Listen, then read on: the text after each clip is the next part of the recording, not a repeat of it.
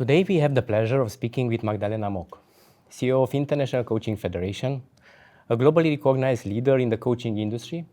Magdalena brings extensive expertise in professional development, leadership, and organizational growth. Under her leadership, ICF expanded its impact worldwide, shaping the future of coaching. Welcome, Magdalena. Thank you so very much. How has leadership evolved in recent years, and what role has coaching played in supporting this transformation? I think this is true for any times of the universe, that leadership has to change, and leadership takes a different form, from very stringent, very decisive, to much more welcoming, inclusive, and curious. And I think that this is the beauty of the evolution of coaching along with evolution of leadership, because what we hear these days, because of multi-generational workforce, because of the advances in technology, but also some challenges that those advances may create, this is important that the leader is truly attuned to the needs of people they lead. And coaching can significantly support a leader in being more self-aware, also recognizing their own true style, and therefore having access to their own triggers, but also to recognize maybe better how their actions may impact another person. So that inventory of values, skills, traits, and knowledge may be the first step for the leader to start honing their own style, as it is necessary for her or him to lead the team in the best possible way. At the Elevate Leadership, Innovate for Inclusion, Inspire for Impact conference, the Romanian conference, the theme of inclusion is key. How do you see coaching playing a role in fostering more inclusive leadership? As many definitions, as many people you ask about what inclusive leadership means, but I think that this is one of the traits of what we observe these days in modern leadership. Inclusive meaning that the leader, which should be a welcome news to leaders, a leader does not need to know it all.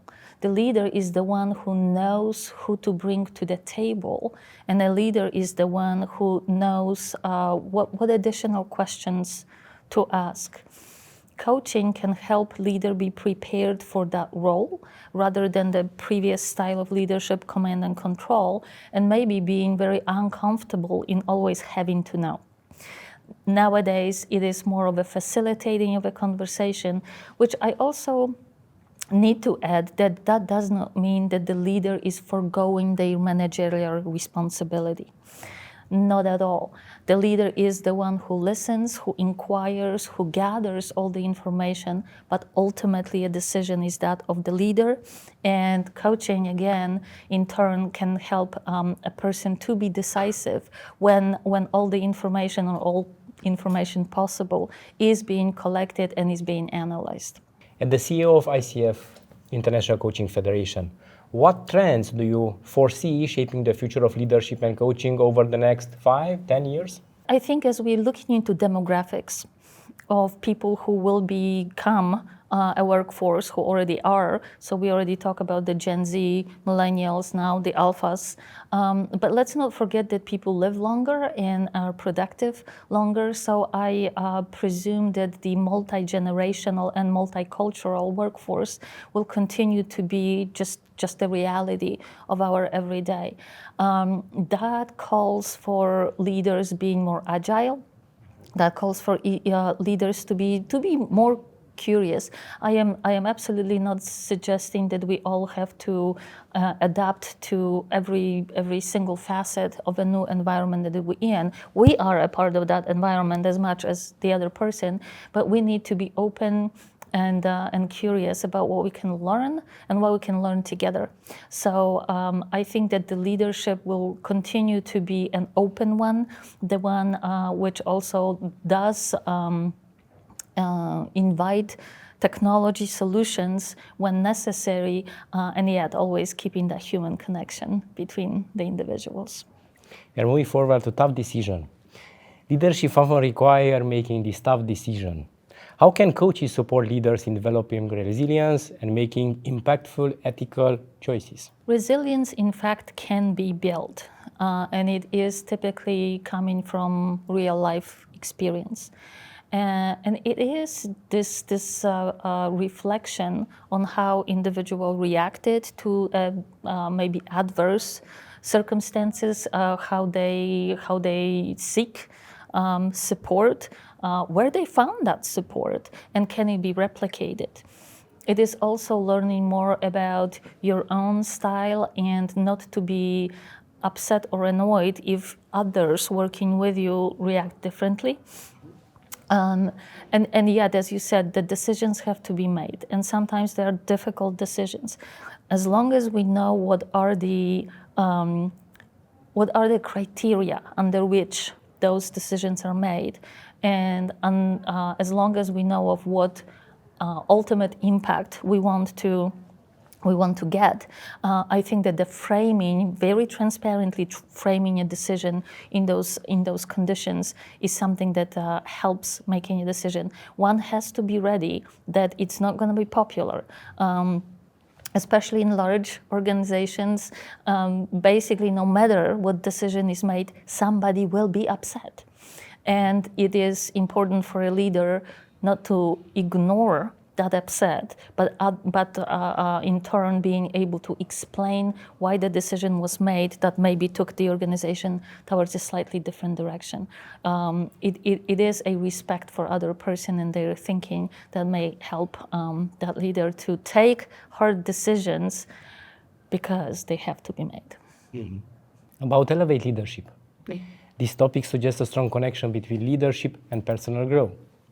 How can coaching help leaders unlock their full potential? Well, that's our entire definition of coaching, helping people to reach their full potential. And we talk about it a lot, that coaching really opens up people's horizons.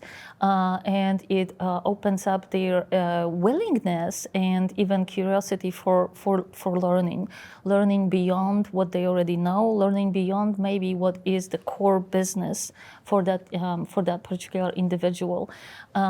So I think that coaching can tickle that interest even more so. As you know, ICF, we work a lot with change management professionals, with HR professionals, with talent development professionals.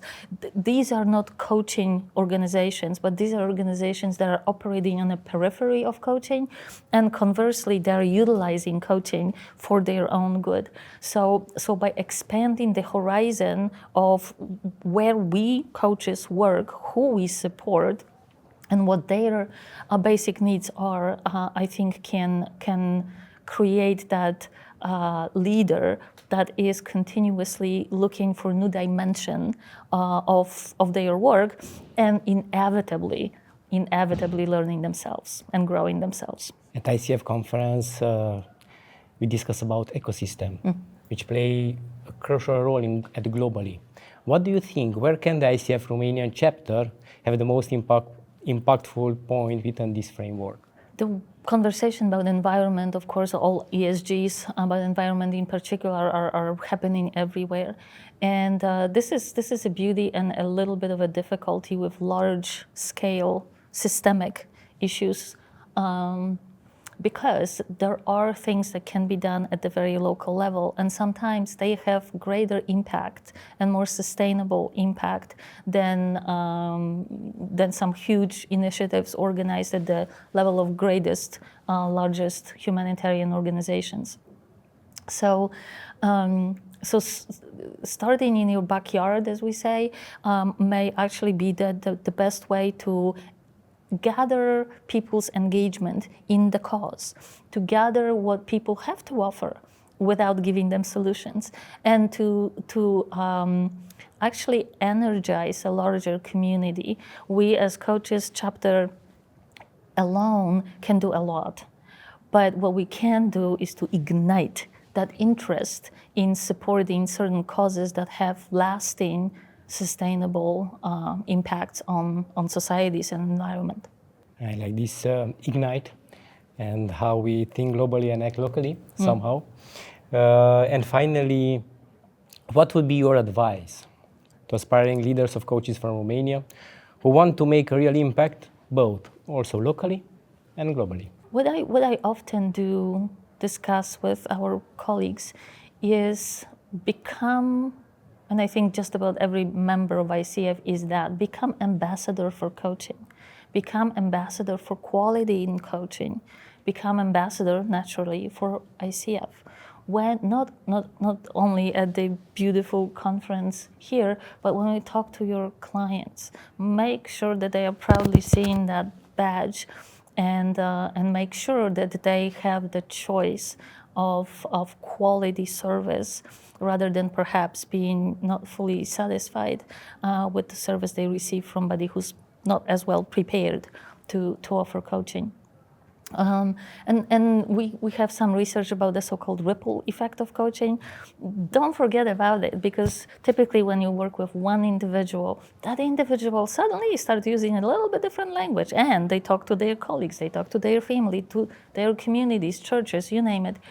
So that individual coaching relationship, in fact, does have an effect on a greater population. When we all do that, when we all remember, this is a bit of a responsibility coming with it, but this is how the more systemic and longer-reaching impact of coaching is happening in the world. Be ambassador of professional coaching. I would like to thank you again to be present at our conference, and I'm sure ICF Global will grow. And this word, think globally and act locally, could be a good point for ICF Romania chapter. Thank you. Absolutely. Thank you. Thank you for the invitation.